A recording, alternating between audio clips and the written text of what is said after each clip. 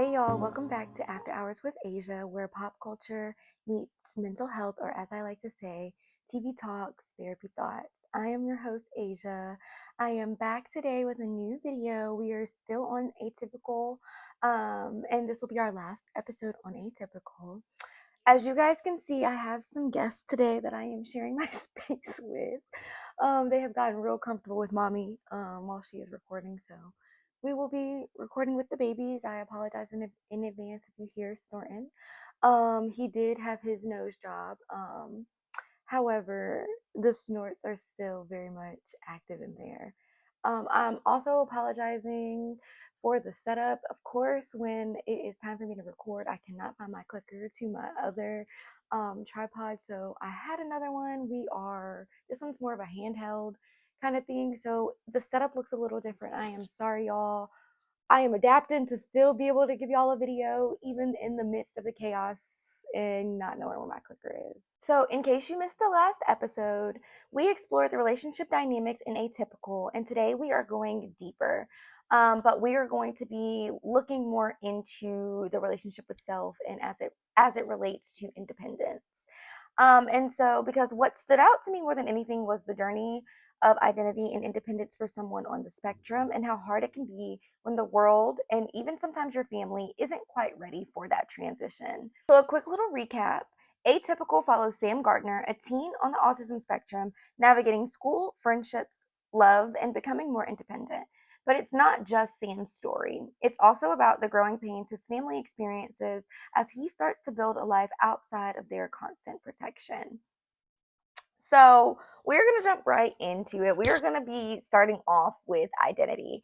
And for folks on the spectrum, this can be very, very tricky because you're navigating two worlds constantly, who you actually are. So, your needs, your wants, your preferences, how you do things, and how the world expects you to be. And this can be a very, really hard challenge, especially for those on the autism spectrum, because a lot of the times their preferences, the things that they like, the things that they dislike, are not typical things that maybe the neurotypical individual will struggle with. And so Sam, for example, is very clear on what he likes. He likes penguins, he likes to draw, he likes biology, he likes routine. He's very cut and dry on the things that he likes, the things that he doesn't like.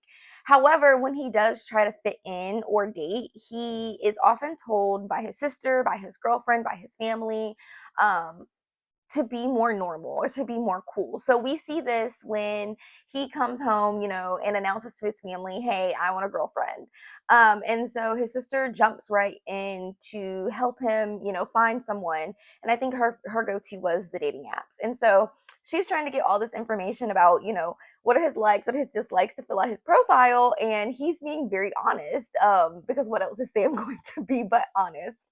He's being very, very honest about his preferences, because why not? Like, I want someone to accept me for who I am. I want someone to know who I am. And his sister's like, "No, that's not normal. Like, you have to be more normal. You have to be more cool in order to date." And that kind of really stood out to me because I have clients that are on the spectrum, and the word normal is often a word that gets thrown around in sessions. Um, and so I often, if you guys watch my Whiteboard Wednesdays, you guys know I am a stickler, a lover of language. And so I always ask the question, what is normal?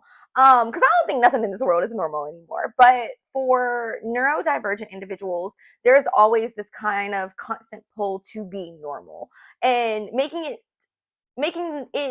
them feel shame and guilt for not liking, not doing some of the things that maybe neurotypicals would do. And because the neurotypical mind is what we see more often, that is deemed normal.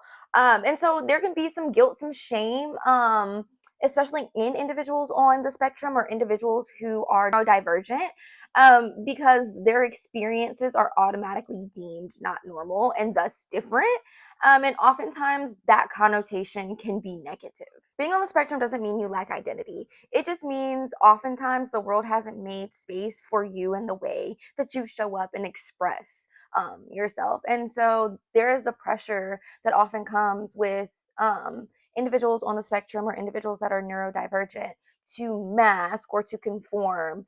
And having to do that all the time, having to pretend to be normal in order to gain acceptance and understanding from other people is really, really hard, and it's really, really overwhelming, and it's really, really exhausting. And it can really chip away at your self esteem over time because you get the understanding that I am not accepted for who I am. I am not accepted for the things that make me different. And therefore I must hide them. I cannot show them to the world or else I'm going to be judged for it. And so when I'm working with my clients that are on the spectrum and present some of these similar struggles that we see Sam going through, we often talk about the difficulty of being who you are in a world that keeps trying to tell you who you should be. And so oftentimes an individual's identity can get shaped by what other people think of them and how other people label them. And so we oftentimes internalize that. Oh, we're weird. Oh, we're different. Oh, we're not normal. Like I've been talking about, we internalize those labels.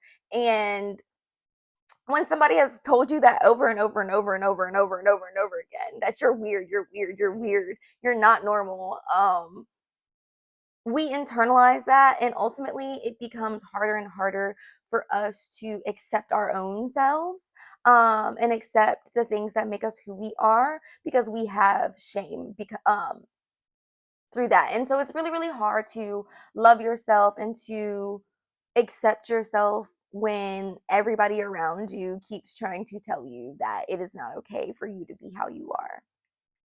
And so, a stereotype that I often hear is that individuals on the spectrum don't want to live a life like a neurotypical person. And that is not true.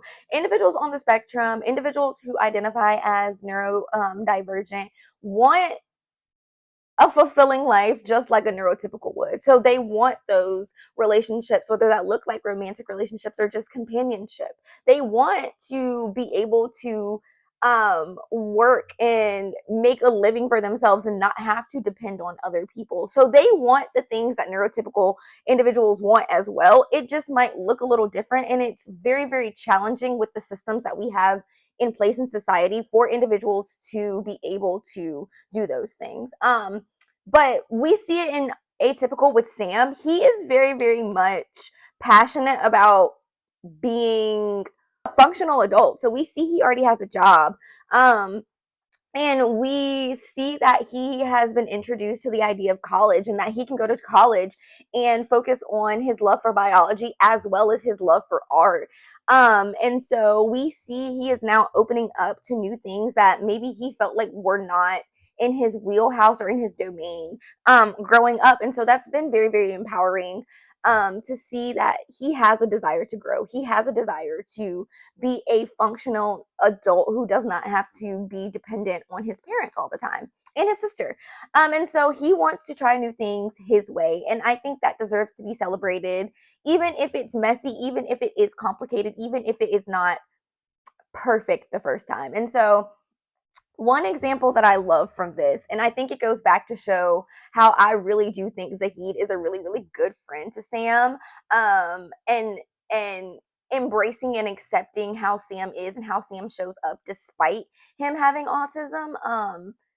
Zahid is a great friend. And so we see this with the situation where Sam wants to go to his first sleepover. So he's never had a sleepover. I think he's a senior in high school, never had a sleepover. And so Zahid is like, oh, bro, come over to my house. We can have a sleepover. I have roommates. His roommates are his parents.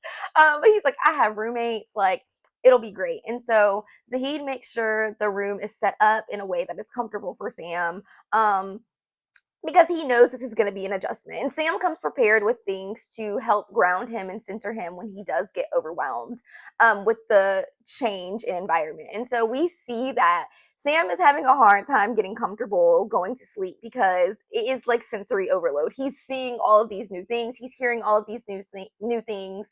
And it's overwhelming him. And so he does what he does best. And he gets up and he starts trying to go to safety, find safety, probably go back home to a place that he's comfortable. And as he's doing this, as he's walking home in the middle of the night with a hoodie over his head, reciting the penguins to keep him grounded, he gets approached by a police officer. And the police officer's first instinct is like, hey, are you on drugs? He's antagonizing Sam, not understanding, why Sam is repeating, why Sam is not acknowledging and engaging with him. And so he ultimately, arrests or takes Zahid and Sam into custody, because in the midst of the police officer confronting Sam, Zahid pulls up and is like trying to come to Sam's defense and explain to the officer, like, hey, he has autism.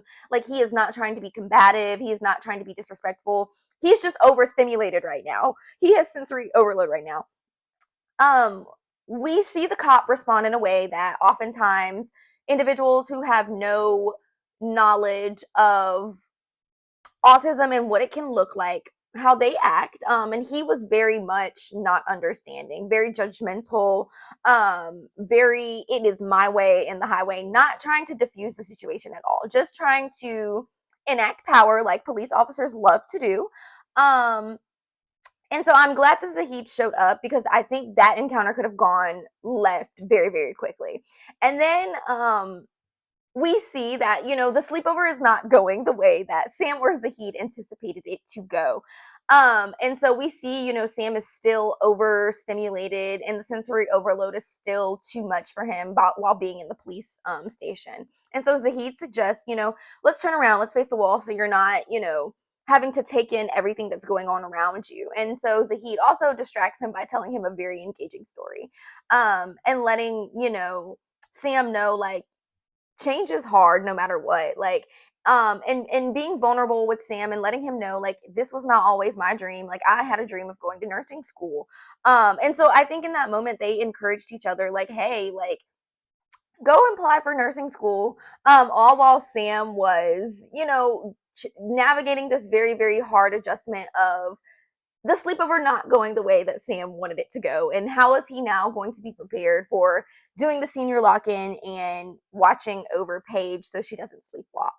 And so my favorite part of that encounter is when the police officer that took them into custody lets them go.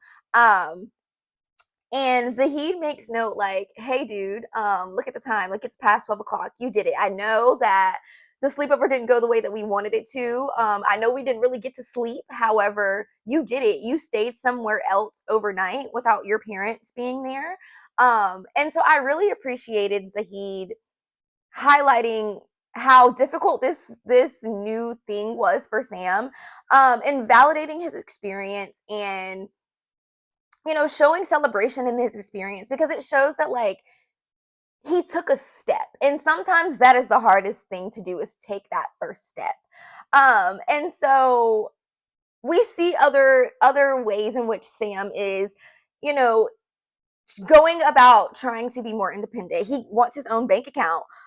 He gets a debit card, and we see him learning how to manage his money. Is he financially responsible? No. But how can we teach someone to be financially responsible if we never allow them to make decisions with their finances? So he gives away $700 to impress Paige with this newfound, independence to be financially independent. And so we see and then we see him have this newfound desire to go to college and put in, college acceptance, or put in college applications. And so all of this goes to show that growth does not require perfection, nor does it mean perfection. When we are growing, we need that support. We need that preparation. We need a chance to learn from our mistakes. And we see that while they don't necessarily agree with it, they're allowing Sam to learn these things on his own.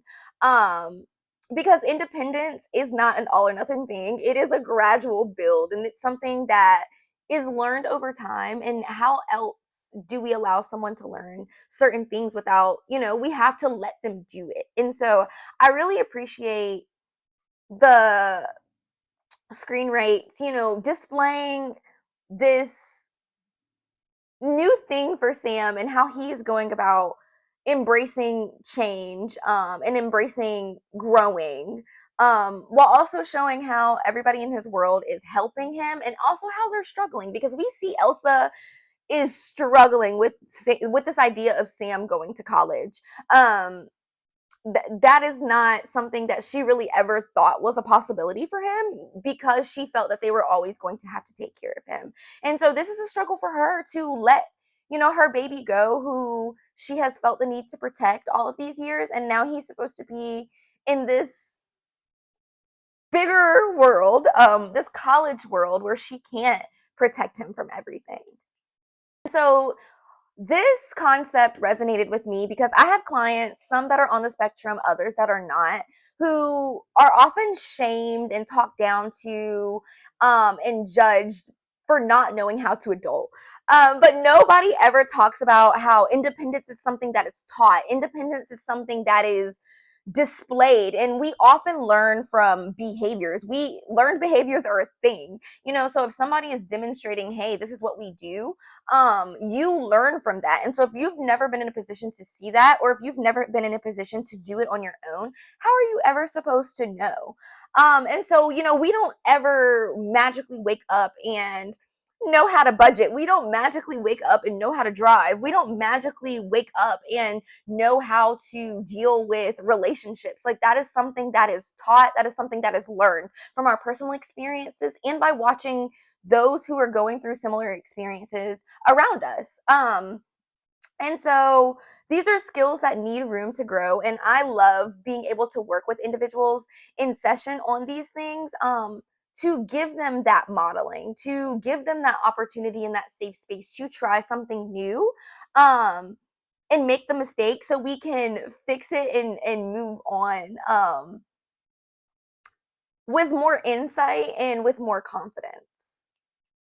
And so now I kind of want to shift lens and talk about the parent perspective, because just as much as the child and their exploration of this newfound independence is an adjustment, it is very much an adjustment for parents as well.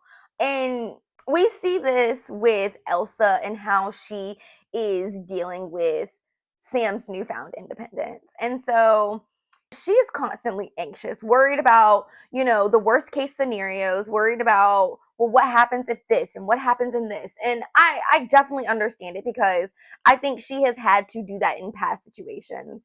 Make sure that every situation, every potential problem that could arise, how are we going to solve it? And I think that became safe to her, that became secure to her. But now here's this child that she has raised who is surprising her with something new almost every single day. And she does not know how to adjust and adapt to all of these new changes that are happening to Sam at once, but also happening to her and the family at once. And so it is a lot when she has been in a position where she has had to control everything, to having to let go of that control and let Sam figure certain things out on his own. It has been very, very challenging for her. And so we see this when, Sam confesses, like, hey, I'm actually, thinking about and talking to the guidance counselor about going to college. And we see that she immediately jumps to the worst case scenario and worried about, like, him moving away and how is he going to do all of these things, instead of just sitting in the moment and acknowledging the growth that is happening in front of her eyes. Like, oh my gosh, I never thought this was an opportunity that was going to present itself, and yet here it is. And so just sitting with that emotion and that thought in that moment, instead of trying to solve it. And so we often also see that she constantly recenters, the conversation around her needs and her fears and her wants instead of Sam's.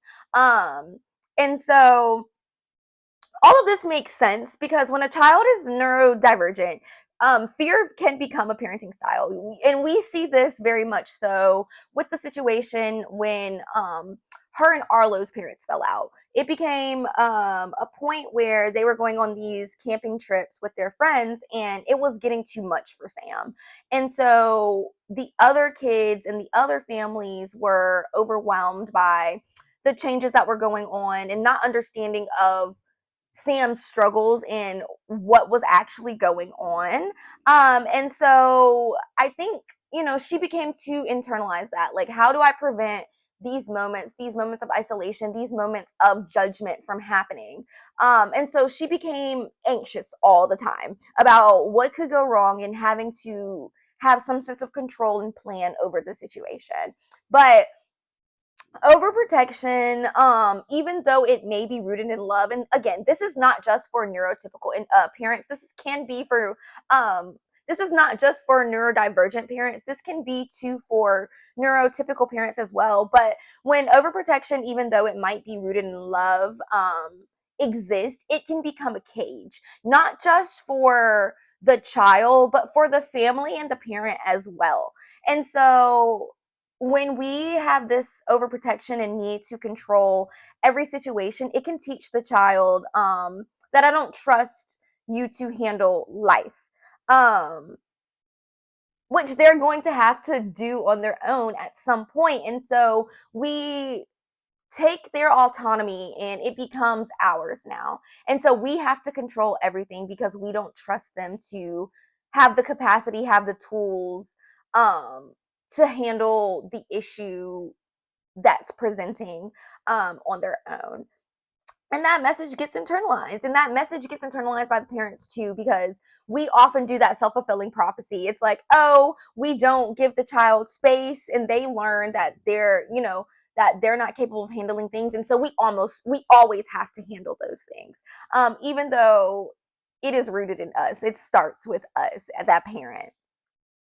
And so I want to emphasize that this is not a means to shame parents at all, because it makes sense. Like, this is a way to protect the child that you have brought into this world, from the world that does not understand them. And I definitely get it. It is hard to let go of anything. But it's even harder to let go, especially when you have had to be on high alert the child's entire life. But letting go does not mean abandoning the child at all. It actually means adjusting your role as a protector, to a coach. How can I help you be a self-fulfilling and a self-functioning adult, instead of having to do all of that for you? How can I transfer this responsibility to you now? And like I said, this is often a learned behavior. And so if we feel, if the child sees that the parent has to solve all the problems, they're going to feel as if they're incapable of solving problems. And thus, like, when a problem arises, the default is for the parent to solve it. But what happens when the parent can't be there to solve the problem? So I want to sum this up by saying there is not one right way to grow up. Whether you're neurotypical, neurodivergent, there is no right way to grow up. Some individuals with autism decide to go to college. Some individuals with autism decide to stay at home and work for their communities. Some individuals with autism or on the spectrum live at home for a longer period of time or for their whole life. And others decide that they are able to live independently, with support. All of those experiences are valid, just like an individual who is neurotypical might decide to go to college versus an individual who is neurotypical might decide to go work, versus an individual might decide to live with roommates, versus an individual might decide to stay at home with their parents to save money, versus an individual might decide to go get an apartment on their own. All of those experiences are valid, no matter if you are neurotypical or neurodivergent. And it goes to show that success is not a checklist. Like, it's not a checklist. It's not something that we should be like, oh, how many have you checked off today? How many have you checked off today? It's not about that at all. It is about safety. It's about self-knowledge, and it's about sustainability. What makes you feel safe? What are you able to handle? What is in your capacity and what is not in your capacity? What is sustainable? Is this something that you are going to be able to do your entire life, or no? You can, and these decisions are often influenced, like I said, by external forces, what society thinks, how individuals on social media project onto other people. They do not have to live your life. Therefore, if somebody on the outside is telling someone that is neurodivergent, you need to live on your own. You need to go to college, yada, yada, yada, yada. And when the individual that is neurodivergent goes and listens to them despite knowing that colleges, they hate school, and they go do this. Now they have student loans. Now they are in courses that they absolutely hate. And so they have now made decisions based on an external opinion, and they have to live with these things. That person with the external opinion ain't gonna come in and take over these student loans for them. They're not gonna come in and finish that semester course for them. And so we have to make sure that we have some kind of critical thinking, and we are teaching our kids to have critical thinking of why are they telling you that, and what information are you going to take from that, because you don't have to take any of that information at all. You get to decide. But I think it's important that we emphasize to our children, whether they are neurotypical or neurodivergent, that this choice has to be about you and what you have the capacity to handle. And so what works for one person might overwhelm the next. And that is okay. That does not make either of those people behind at all, because there is no race. There is no finish line. It is a journey for every single person. And so something to consider for parents is whether your child is on the spectrum or not, but especially if your child is on the spectrum, are you preparing them to succeed on their terms or on your terms?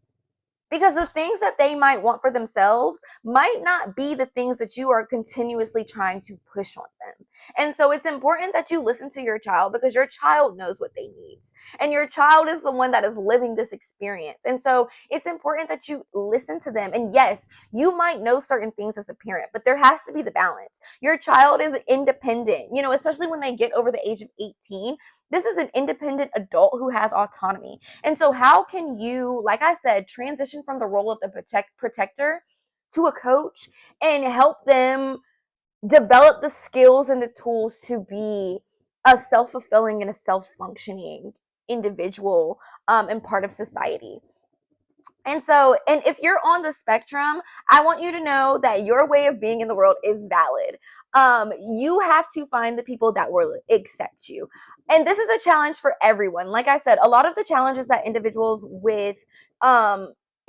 are neurodivergent struggle with are often challenges that individuals that are neurotypical challenge with. They just look different sometimes. But the desire for acceptance exists across the board.